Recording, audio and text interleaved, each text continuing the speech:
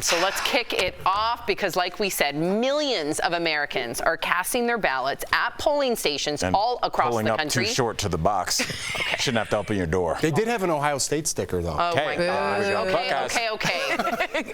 So millions have already been cast, but early voting or by mail. So that's something that a lot of, some states, depending. You threw me off, Al. Thanks a lot. Now I have to catch up somewhere in that prompter. Sorry, guys. Just give out a Cavs, and then we'll get back on track. There we go. We're back. So mad at you right now. Okay, so let's talk about what's really important, though. What is at stake? One thing is for sure, we're going to find out which party will control Congress, Republicans or Democrats. But DBL Nation, always want to hear from you, especially when it comes to this. What issue matters most to you as you cast your ballot? Now, is it the economy? Is it crime? Is it Roe v. Wade? Or democracy itself? Go to dblvote.com to weigh in. Please, want to hear from you. Okay, so Tori, what issue in your mind was most pressing to you when you cast your ballot? This year in particular, I call it a Roe-vember. A lot of people talking about that. Once Roe v. Wade was overturned, autonomy and my bodily rights were taken away unconstitutionally, in my opinion. That is what got, I think, a lot of people out into the ballot box. So Roe-vember, expect to see a big wave of young voters, especially young female voters and suburban moms. But really, none of this works if we don't have democracy. We're in a chaos constitutional crisis if we don't have democracy. So it speaks for itself that if you're trying to save the world, you save the grounding, the foundation first. That is democracy, and it is on the ballot. Over 300 candidates are running saying the election in 2020 was rigged. It wasn't. We have court cases. We have substantiated that evidence. So it is, the truth is on the line. The truth is on the line. But the truth to who is the question. There's one truth. There is one, but not, we've gone back and forth, and I'm on your side on this. I know. But the truth is to whoever is holding it. For people a lot of people that are in a bubble will look and say, everybody I know voted for Biden. Everybody I know voted for Trump. So it's impossible because people don't understand there's 330 million of us, and there's a lot of people that you don't know that voted a different way. And I think there are a lot of people that are voting for these election deniers because the election deniers quickly realize before backing off this strategy, wait a second, this works.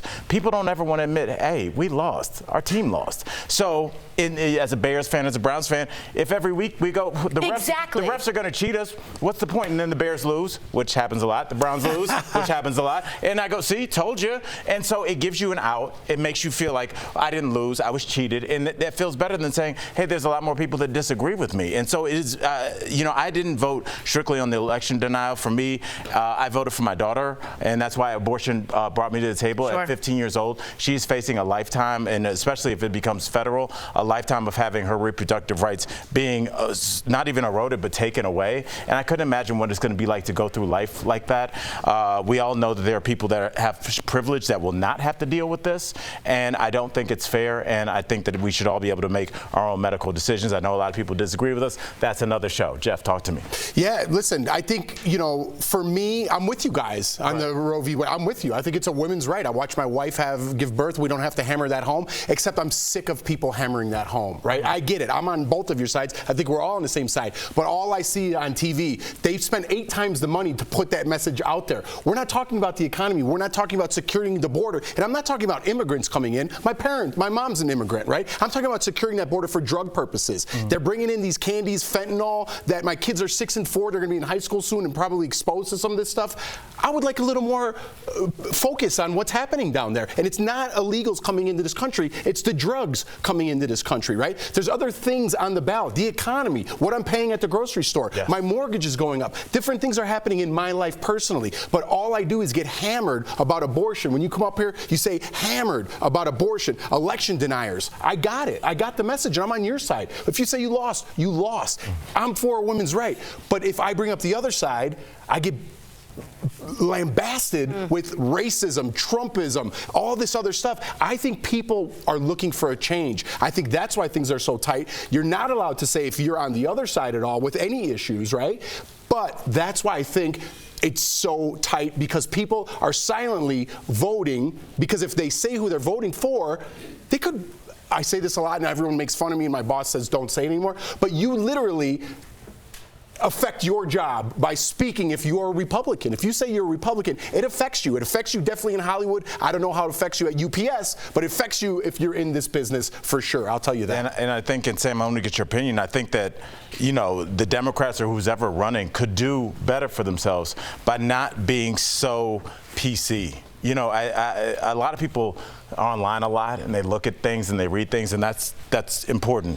But I have boots on the ground in that I talk to people every day. I could have told y'all that Trump had a real good chance because as a road comedian, I'm in the towns that politicians say that they represent. I drove through those towns. I've performed in those towns. I've talked to those people. I've sat and broke bread with those people. I remember seeing Trump stickers, and I was like, when I would pull off the road to go to like a Wendy's or something in a small town in the Midwest, and I would see Trump spray painted on like old buildings, and I was like, oh, this is real. This is, so I'm just telling you, I gave that anecdote to tell you this. A lot of people that do feel like Jeff, like, hey, I'm pro a woman's right.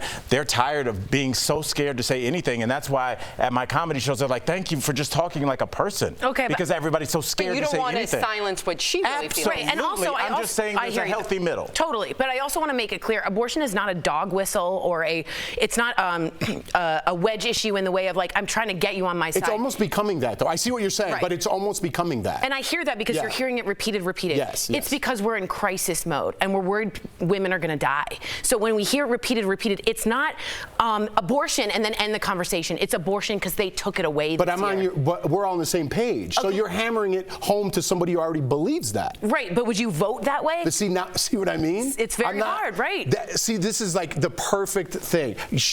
And you didn't do it on purpose, but you totally left me out to dry. You know what I mean? Who you vote for is your own personal right. Of course. You should not judge people based on who they voted for why they voted for that. Right? If you come from a family of police officers and they support the police, I'm just giving the other side here, you're going to vote for that side that supports the police and military, right? Right. But then what you're saying is they don't support women's rights because their whole family was in the service industry and were police officers. You're making them feel bad or labeling them something that they're not because they were brought up a different way. Okay, and I'm simply saying if you love a certain group of people, including your friends here, your wife there, for me, I don't understand not voting for those Again, rights. you're hammering it home. Do you see what I'm saying? I don't know about that because she did say for me. And Jeff, but not for me. She's putting out a judgment for people who voted Republican. Again, not me. I agree. I'm very independent. I understand. I'm just saying I think that you guys are actually arguing my point. I think that both can be true. I think that you can talk to people and say abortion is very personal to me. And you can say, you know what, for real, you could have a conversation with someone like that. Sorry, Tori, not like that. Like, and say you voted Republican and you're going to have a calm conversation? I'm not going to freak out. I just disagree with your vote. I don't know how many you have every not my vote, the other person's vote. The stakes are high. Yeah. And that's why everybody needs to get out and vote. I feel like this is the first midterm election, and I'll wrap it with this, and I'll give away the poll results. This is the first midterm election where I'm seeing everybody treat it like the actual Very good point. election. That's a great point. Great point. At the end of the day, if everyone gets out and vote, then let the people speak. You know, let me see really quickly, speaking of the people, let's see what our viewers have to say. 31% of you, economy. 48% of you, democracy, 18% of you, abortion, and 3% of you, crime. And I just want to end it on this note. We might not know until December, worst case scenario, December. because a lot of these states aren't like Colorado where they count them as they come in if you have early voting. So states like Pennsylvania are waiting till tonight to count all those early votes.